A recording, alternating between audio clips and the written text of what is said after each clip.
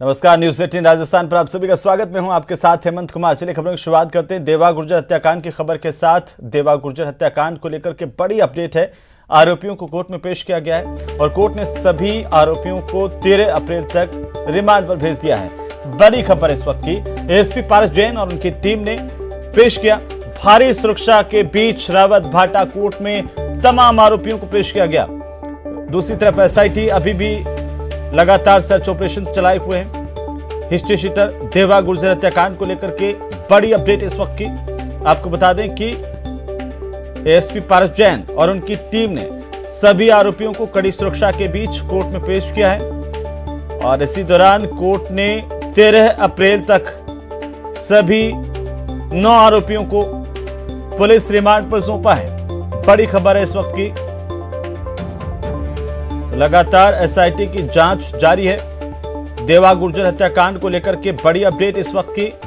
Police ने सभी गिरफ्तार आरोपियों को कोर्ट में पेश किया है। कड़ी सुरक्षा व्यवस्था के बीच इन सभी को कोर्ट में पेश किया गया था। 13 अप्रैल तक का रिमांड दिया है।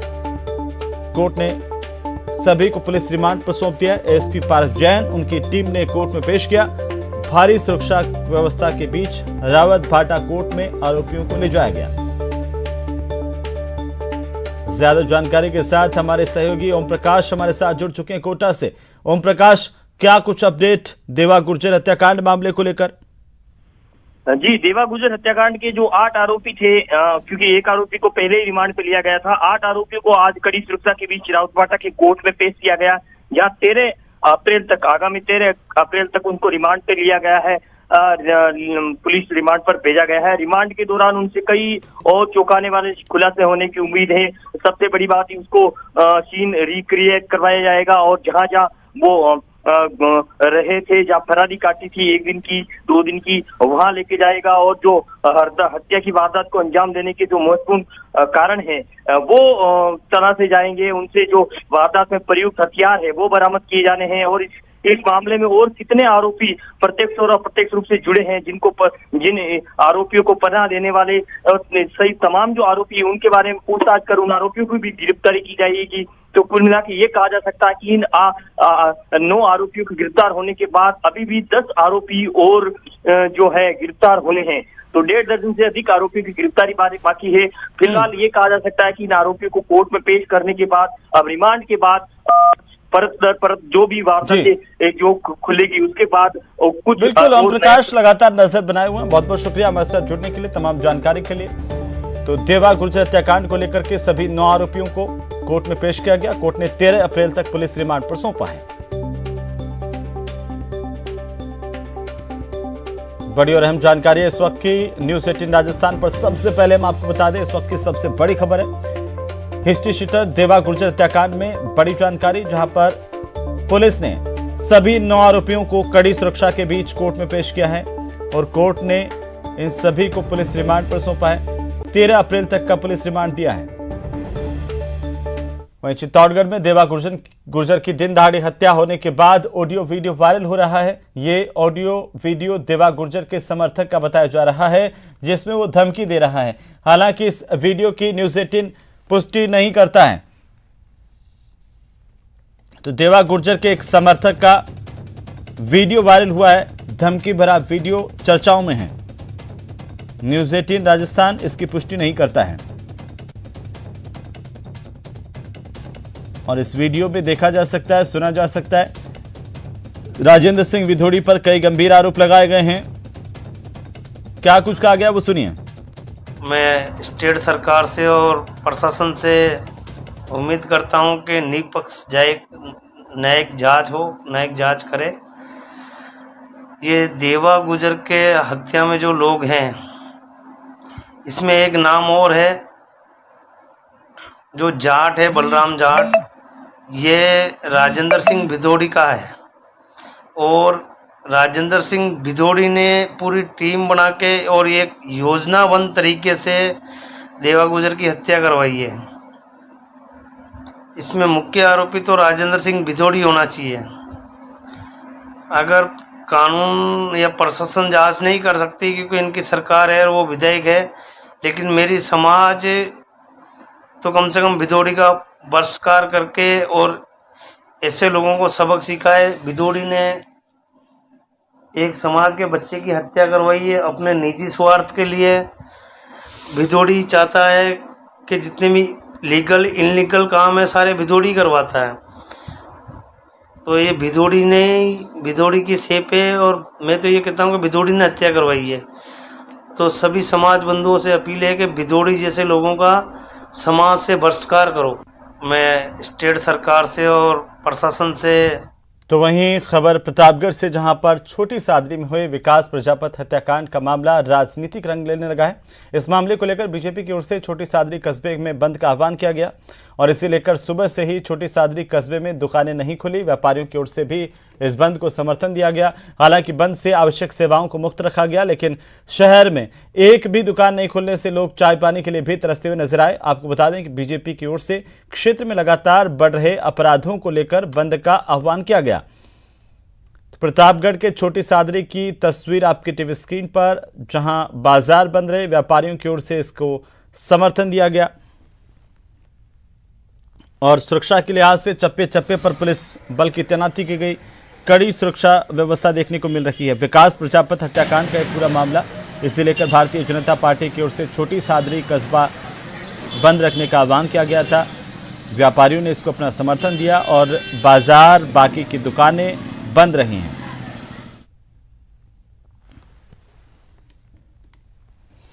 तो वहीं चित्तौड़गढ़ में देवा गुर्जर हत्याकांड को लेकर के माहौल गरमाया हुआ है और इसी बीच केसुंदा में विकास प्रजापति हत्या मामले को लेकर के राजनीति चरम पर है। नेता प्रतिपक्ष गुलाबचंद कटारिया आज चित्तौड़गढ़ सर्किट हाउस पहुंचे, जहां पर उन्होंने मीडिया से मुखातिब होते हुए कई मुद्दों पर सरकार को घेरा है। क्या कुछ कहा वो सुनिए।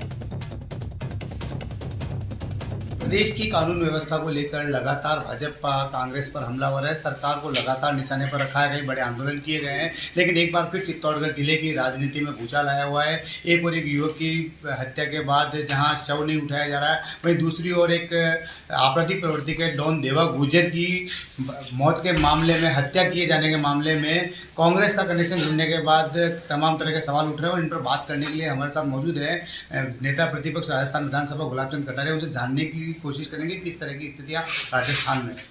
देखो का केसुंदा जहां का मंत्री स्वयं रहने वाला है और राजस्थान के मंत्रिमंडल में एकमात्र चित्तौड़ के प्रतिनिधित्व करता है, उसके गांव में अगर बीजेपी का झंडा स्थापना दिवस का लगा दे और उसको पीट पीट करके मार दिया जाए और मंत्री अभी तक भी सोया रहे, इससे ज़्यादा दुर्भाग्य और कोई राजस्थान का नहीं हो सकता। और एक तरह से ये लगता है कि स्वयं मंत्री का डायरेक्ट और इनडायरेक्ट मारने वाले लोगों के साथ सहानुभूति इस बात को प्रकट करती है।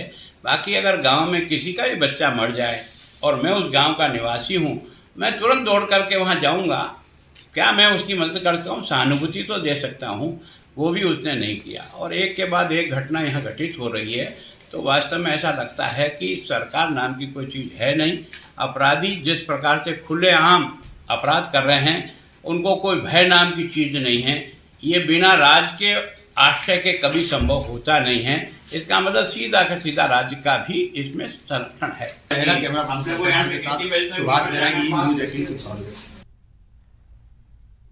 तो वहीं पूर्व सीएम वसुंधरा राजे ने छोटी सादरी मामले को लेकर के ट्वीट किया है। उन्होंने ट्विटर पर लिखा है कि केसुंदा छोटी सादरी में बीजेपी का झंडा लगाने के कारण विकास प्रजापति की हत्या कर दी गई। इस क्षेत्र की पिछले कुछ महीनों में ऐसी तीसरी घटना है, ये पूर्व सीएम वसुंधरा राजे ने लिखा है। साथ ही उन्होंने ट्विटर पर ये लिखा है कि इससे पहले जनवरी में करणपुर कलां सरपंच केरिंग मीणा तथा मार्च में ढावटा निवासी भूरालाल मीणा की हत्या की गई थी।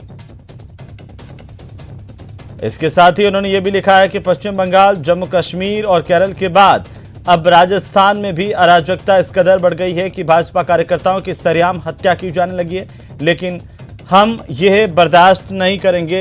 ये ट्वीट किया है वसुंधरा राजे ने। ट्विटर के जरिए निशाना साधा राज्य सरकार पर, लिखा केसुंदा छोटी सादरी में भाजपा का झंडा लगाने के कारण विकास प्रजापति की हत्या कर दी गई।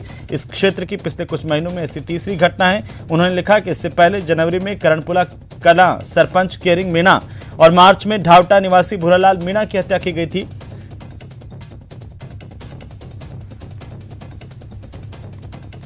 चलिए आगे बढ़ेंगे और इसी बीच बड़ी खबर से मैं आपको रूबरू करवा दें। करौली हिंसा को लेकर के भारतीय जनता पार्टी ने सरकार पर जोरदार निशाना साधा है। बीजेपी ने सरकार पर तुष्टीकरण के आरोप लगाए हैं। बड़ी जानकारी इस वक्त की। करौली में भड़काऊ नारे लगाए गए, ये भारतीय जनता पार्टी की तरफ से कहा गया। उन्होंने कहा कि सरकार पीएफआई को खुश करने का काम कर रही है। ये बड़ी जानकारी इस वक्त की बड़ी खबर। भारतीय जनता पार्टी लगातार आक्रामक है और इसे लेकर करौली हिंसा पर बीजेपी ने निशाना साधा है। राज्य सरकार पर तुष्टीकरण के आरोप बीजेपी ने लगाए हैं। भारतीय जनता पार्टी की तरफ से कहा गया कि करौली में भड़काऊ नारे लगाए गए, सरकार पीएफआई को खुश करने का काम कर रही है।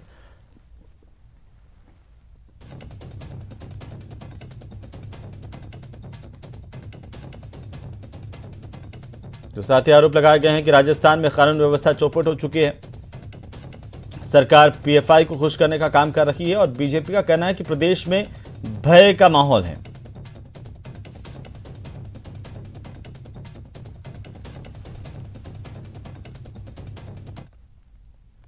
राजस्थान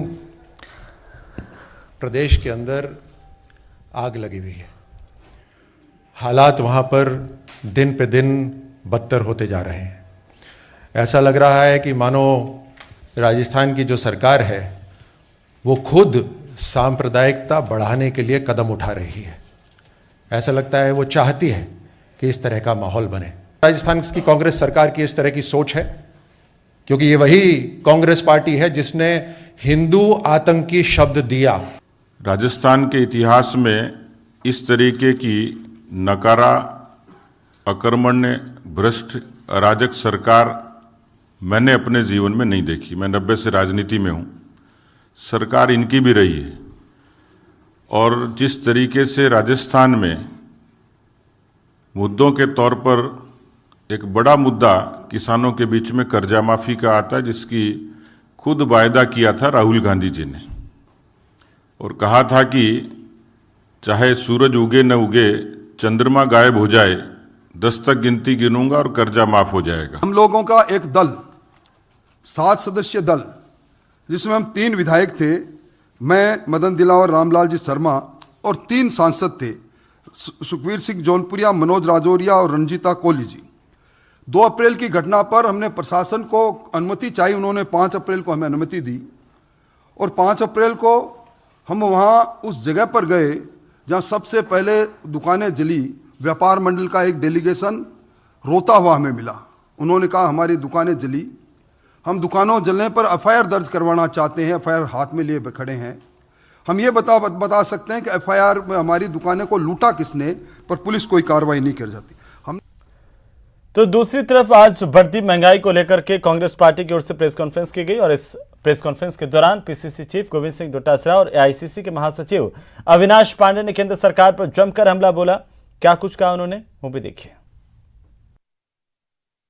महंगाई की इस मार से, इस कमर तोड़ महंगाई की मार से त्रस्त है। लोगों का अपना दैनंदिन जीवन चलाना दुभर हो रहा है और पिछले दिनों जब से 5 राज्यों के चुनाव आए हैं, ऐसा लगता है कि माननीय मोदी जी, माननीय केंद्र सरकार को एक लाइसेंस मिल गया है कि इस देश के लोगों पर कर का बोझ बढ़ाते हुए और महंगाई जो कि चरम पर सू रही है, उसको एक उपहार के रूप में इस देश को उन्हें भेंट किया है। अखिल भारतीय कांग्रेस कमेटी की ओर से पूरे देश में महंगाई मुक्त भारत का यह अभियान, आपने देखा होगा कि पूरे देश में कांग्रेस का कार्यकर्ता एक जिम्मेदार विपक्ष की जिम्मेदारी निभाते हुए आम जनता की, आम किसानों की, हमारे मातृशक्ति गृहिणियों की, युवाओं की इस पीड़ा को लेकर केंद्र सरकार के सामने चेताने के लिए, आगाह करने के लिए और देश की इस जनता को इस भारी महंगाई से मुक्तता दिलाने का आह्वान कर रही है। कुछ बिंदु आपके सामने मैं रखना चाहूंगा कि किस प्रकार से केंद्र सरकार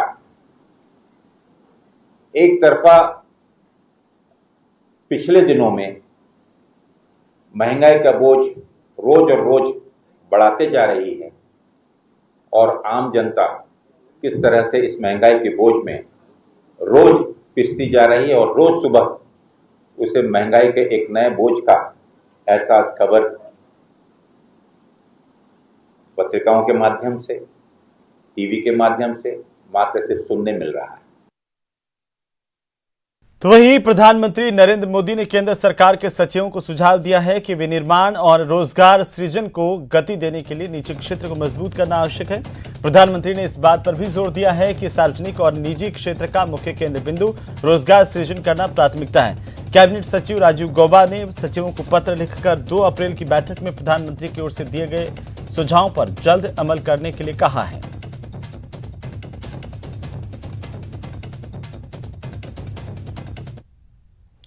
और फिलहाल वक्त चला एक छोटे से ब्रेक का। ब्रेक के बाद बात नींबू की, जिससे महंगाई की नजर लग गई है।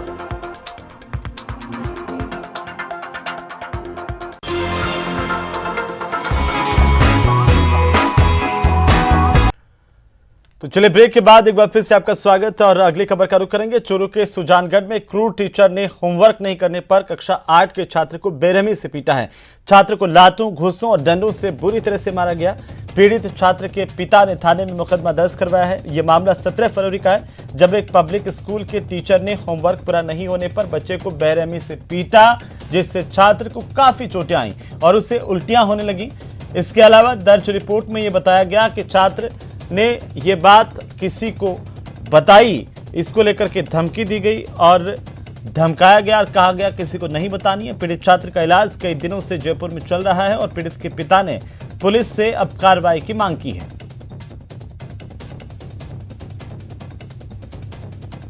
जिसमें मेरा बच्चा पढ़ रहा है कक्षा 8वीं में और 17/2/2022 को मेरे बच्चे को 1:34 से 3:22 तक कंटिन्यू लगातार मारपीट की, जिससे मेरे बच्चे को काफ़ी चोटें आई। चोटें आने के बाद में वो मेरा बच्चा वहाँ बेहोश हो गया। बेहोश होने के बाद में वहाँ के जो डायरेक्टर है जुगल जी मोदी और आशीष ढाका, जो जिस टीचर ने इसको पीटा था, इन दोनों ने उसको और धमकाया कि तू घर जाके बोल दिया तो तेरे को और ज़्यादा पिटाई होगी। उसके बाद में मेरे बच्चे को वहाँ से अकेला निकाल दिया। वो घर पे आने के बाद में फिर बेहोश हो गया। तो चलिए आगे बढ़ेंगे। शिक्षा विभाग के निर्देश पर विद्या संबल योजना के तहत रिटायर्ड शिक्षक संविदा पर लगाने का विरोध नजर आ रहा है। सिरोही में बेरोजगार शिक्षक ये विरोध कर रहे हैं और बेरोजगार शिक्षकों ने मुख्यमंत्री को पत्र लिखकर मामला संज्ञान में लाने की बात की है। बेरोजगार शिक्षकों का कहना है कि राजस्थान में 4 लाख से ज्यादा बीएड किए हुए बेरोजगार हैं और विद्या संबल योजना में उनको लगाया जाए तो बेरोजगारों को रोजगार का अवसर मिल पाएगा। वर्तमान में जो राजकीय विद्यालय में गेस्ट फैकल्टी को तो लोग पुराने जो रिटायर्ड एम्प्लॉय को लगा रहे हैं, जबकि राजस्थान में 10 लाख बीएडधारी बेरोजगार बैठे हैं। तो आप इसके ऊपर ध्यान दें और बेरोजगारी को थोड़ा कम करें ताकि उसको आर्थिक थोड़ा सा सहायता मिल सके। सरकार द्वारा जो राजकीय विद्यालयों में जो रिटायरमेंट कर्मचारियों को जो लिए जा रहे हैं, उनकी जगह पर हमारे शिक्षित बेरोजगार है उनको लिया जाए, क्योंकि उन्होंने ऑलरेडी 40 साल नौकरी कर चुके हैं। उसके बाद भी उनको लिया जा रहा है, जबकि शिक्षित बेरोजगार ऐसे ही बैठे हुए हैं, उनको मौका दिया जाए ताकि उनका भविष्य उज्ज्वल बने। तो हम आपको सीधी ले चलते हैं जयपुर, जहां पर केंद्रीय जल शक्ति मंत्री गजेंद्र सिंह शेखावत क्या कुछ कह रहे हैं, मीडिया से बातचीत कर रहे हैं, सुन लेते हैं। कुछ प्रदेशों ने कुछ केंद्र शासित प्रदेशों ने भी जो है 100% का लक्ष्य प्राप्त किया है। कुछ प्रदेश इस लक्ष्य को प्राप्त करने की दिशा में बहुत तेजी के साथ में आगे बढ़ रहे हैं, जिनमें गुजरात, महाराष्ट्र, बिहार जैसे प्रदेश हैं, जो उत्तराखंड है, हिमाचल प्रदेश है, जो लगभग 90% के आसपास हैं और बहुत तेज गति से 100% की तरफ जाने के लिए काम कर रहे हैं। लेकिन बहुत सारे प्रदेश देश में ऐसे भी हैं जिनको अभी गति को बढ़ाने की भी आवश्यकता है। उनकी चुनौतियां और विषमताएं उनके लिए हो सकती हैं, लेकिन फिर भी जिस तरह का अवसर अभी प्रदेशों के पास में है, उस अवसर का उपयोग करते हुए वो प्रदेश और गति से काम कर सकते हैं, आगे बढ़ सकते हैं और अपने काम को गति प्रदान कर सकते हैं। इसी अपेक्षा के साथ में मिशन के प्रारंभ होने से पहले से ही, प्रधानमंत्री जी की घोषणा और मिशन की गाइडलाइन प्रारंभ करने के पहले से ही हमने ये तय किया था कि हम रीजनल कॉन्फ्रेंसेस का आयोजन करें, स्टेट्स में जाएं, उनके साथ में बैठें, उनकी धरातल की परिस्थितियों को समझें, उनकी चुनौतियों को समझ करके गाइडलाइंस को इम्प्रूव करें और निरंतर जो है एक दूसरे से संवाद करते हुए काम को अधिक गति प्रदान कर सकें। इसी क्रम में हमने पिछले वर्षों में निरंतर इस तरह की कॉन्फ्रेंसेस अलग अलग स्थानों पर रीजनल कॉन्फ्रेंसेस आयोजित की। अब क्योंकि हम लगभग मिड टर्म में पहुंच गए, 2019 के अंत से प्रारंभ हुआ काम आज 2022 में हम पहुंचे और 2024 तक इसे संपूर्णता तक लेकर जाना है। तो इस मिड टर्म पर एक बार रिव्यू हो, राज्यों के साथ में बातचीत हो। हालांकि बातचीत का एक क्रम निरंतर चलता है, सचिवों के स्तर पर, मंत्री के स्तर पर, इंडिविजुअल स्टेट को हम रिव्यू करते हैं, वो हर मंथली प्रोग्राम है, वो मंथली करते हैं। लेकिन साल में 6 महीने में एक बार, कम से कम एक बार हम सब स्टेट साथ बैठ करके जो है एक क्षेत्र के स्टेट साथ बैठ करके चर्चा करें। इस क्रम में देश भर में मिड टर्म रिव्यू की कॉन्फ्रेंसेस हो रही है। हमने असम में गुवाहाटी से इस क्रम को प्रारंभ किया था, हमने वेस्ट बंगाल में किया, सदर्न स्टेट्स को वेस्ट बंगाल में कलकत्ता में बुलाया था, हमने जो है बेंगलुरु में एक कॉन्फ्रेंस की, वहां पे हमने जो है स्टेट्स को बुलाया था, हमने उनके साथ में चर्चा की थी। इसी क्रम में आज हम जो है राजस्थान, मध्य प्रदेश, महाराष्ट्र, हिमाचल प्रदेश, उत्तराखंड, जम्मू एंड कश्मीर, लद्दाख एंड गोवा, दमन दीव, इन हरियाणा, इन सब प्रदेशों के साथ में, इन सब केंद्र शासित प्रदेश और प्रदेशों के साथ में आज हमने यहाँ बैठ के चर्चा की है। हमने उनकी समस्याओं को भी समझा है, उनकी चुनौतियों को भी समझा और इस काम को कैसे गति प्रदान की जा सकती है इसके बारे में विस्तृत विचार विमर्श अभी किया है। कुछ प्रदेशों में अभी काम की निश्चित रूप से काम को और अधिक तेजी प्रदान करने की आवश्यकता है। राजस्थान भी उनमें से एक है। हमने राजस्थान की टीम के साथ में भी इस काम को हम कैसे फ्यूल अप कर सकते हैं और तेज कर सकते हैं इसके बारे में विचार विमर्श किया है। और मैं ये विश्वास के साथ में कह सकता हूं, क्योंकि जब कभी भी इस तरह के हमने कॉन्फ्रेंसेस आयोजित करते हैं तो इस प्रोग्राम को एक बूस्ट मिलता है, एक थ्रस्ट मिलता है। तो निश्चित ही इस प्रोग्राम को एक इसके माध्यम से थ्रस्ट मिलेगा। दूसरा विषय जो आज की कॉन्फ्रेंस से जुड़ा हुआ था वो स्वच्छ भारत मिशन है। हम जानते हैं 2014 में जब प्रधानमंत्री जी ने लाल किले के प्राचीर से स्वच्छता की घोषणा की थी, सैनिटेशन मिशन घोषित किया था, तब देश में केवल 32% घरों तक ही शौचालय बने हुए थे। शेष घरों की माताओं बहनों को नित्य प्रतिदिन अपनी गरिमा के साथ में समझौता करना होता था। उनके दर्द को जो गांव की पृष्ठभूमि से आते हैं, जिन्होंने गरीबी देखी है, वो निश्चित रूप से उस दर्द को समझ सकते हैं। अत्यंत प्रसन्नता है कि 2014 से लेकर के 2019 तक पूरे देश ने साथ जुट करके जिस तरह से एक जन आंदोलन का स्वरूप प्रदान करते हुए स्वच्छता के मिशन में काम किया। 2019 में देश ने अपने आप को माननीय प्रधानमंत्री जी के श्रीमुख से ओपन डेफिकेशन फ्री ऐसा घोषित करवाया। जब माननीय प्रधानमंत्री जी ने घोषणा की थी, उस दिन स्पीच में उन्होंने कहा कि ये हमारे लिए लक्ष्य नहीं था। मैं उस विभाग का मंत्री होने के नाते जिम्मेदारी से स्वीकार करता हूं, बहुत प्रसन्न थे उस दिन कि हमने आज एक लक्ष्य हासिल कर लिया। तो वहीं जल जीवन मिशन योजना के तहत जारी कार्यक्रम में महेश जोशी और गजेंद्र सिंह शेखावत में आपस में तकरार नजर आई। आपको बता दें इस वक्त की बड़ी जानकारी, ईआरपीसी के मुद्दे पर आपस में तकरार देखने को मिली है। ईआरपीसी के मुद्दे पर जोशी को शेखावत ने टोका। बड़ी खबर इस वक्त की।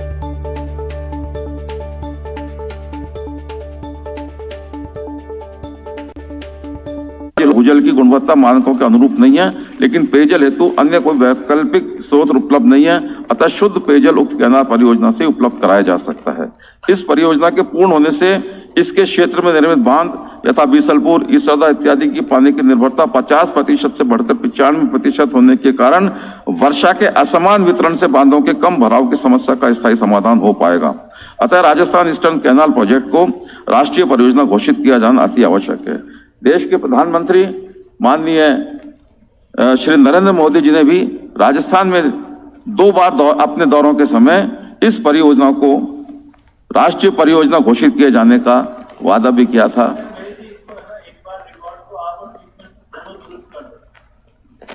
नहीं हो तो वीडियो दोनों का मैं भेज देता हूँ।